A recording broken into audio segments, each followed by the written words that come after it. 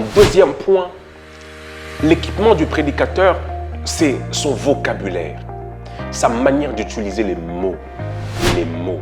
Le vocabulaire d'un prédicateur est composé de nombreux mots.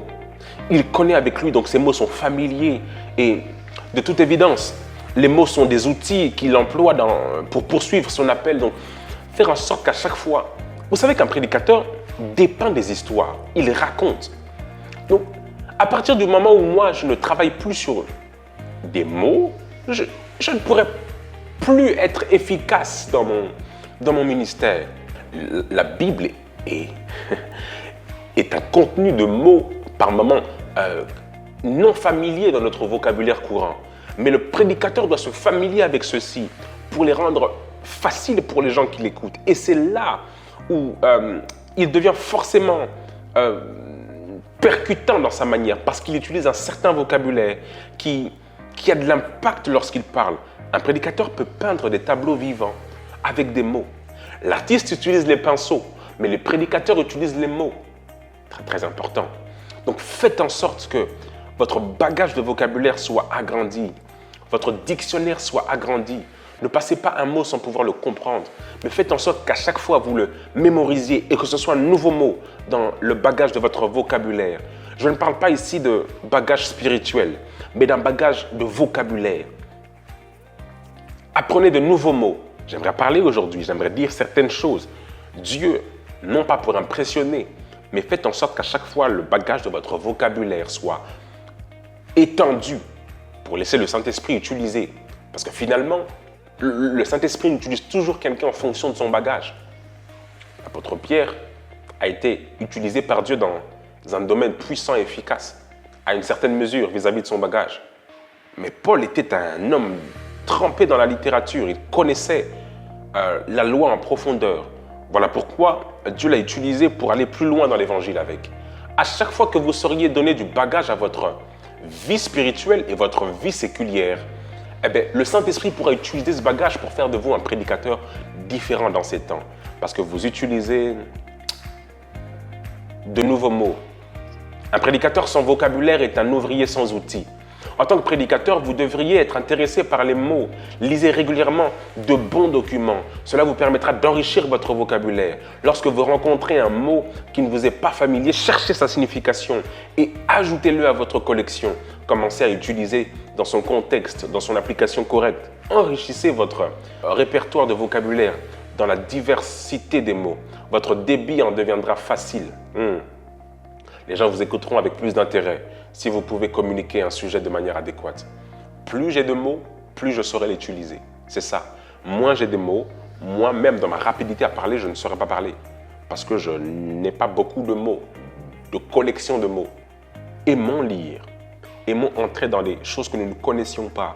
Un certain journal, un certain article qui ne nous intéressait pas auparavant. Lisez-le. Faites en sorte que votre bagage même social s'agrandisse. C'est très, très important. Ce que je suis en train de dire est vraiment très important parce qu'il il fait la différence entre un prédicateur normal et un prédicateur authentique, extraordinaire. Faites en sorte que cette partie de vocabulaire soit une priorité pour vous. Parce que vous êtes prédicateur, vous devez lire ce documentaire. Parce que vous êtes prédicateur, vous devez lire. Oui, avec la Bible, travaillez cela.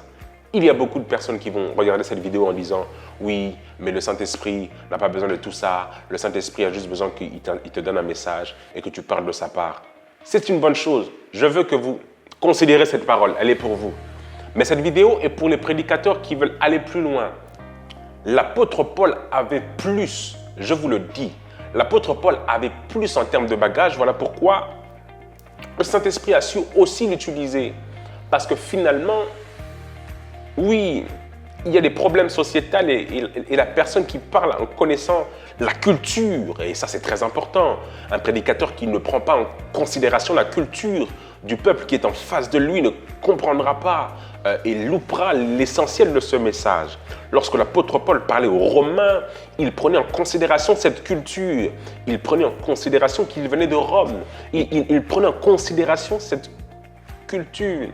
Vous devez absolument, en tant que prédicateur, comprendre là où vous êtes même amené à prêcher. Quelqu'un qui prêche en francophonie n'est pas le même que quelqu'un qui prêche aux États-Unis. Vous devez prendre le temps de lire quelle est la culture du peuple à qui vous allez vous adresser. C'est très très important. Si il vous arrive par exemple de prêcher en Irlande, quelle est la mentalité des Irlandais?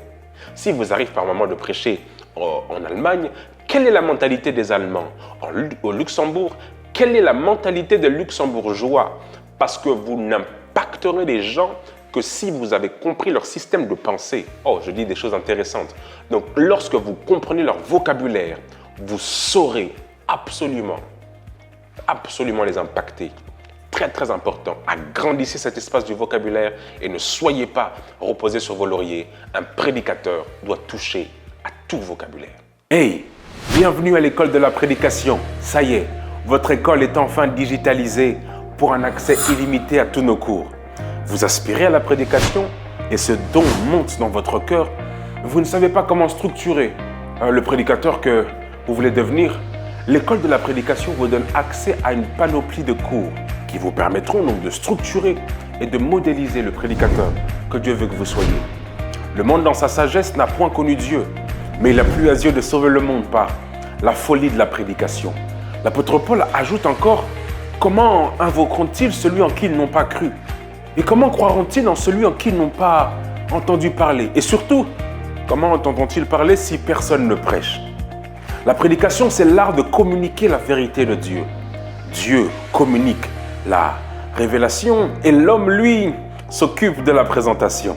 De l'interprétation du texte jusqu'à sa compréhension, toute cette panoplie de cours vous donnera accès à un apprentissage autonome et didactique.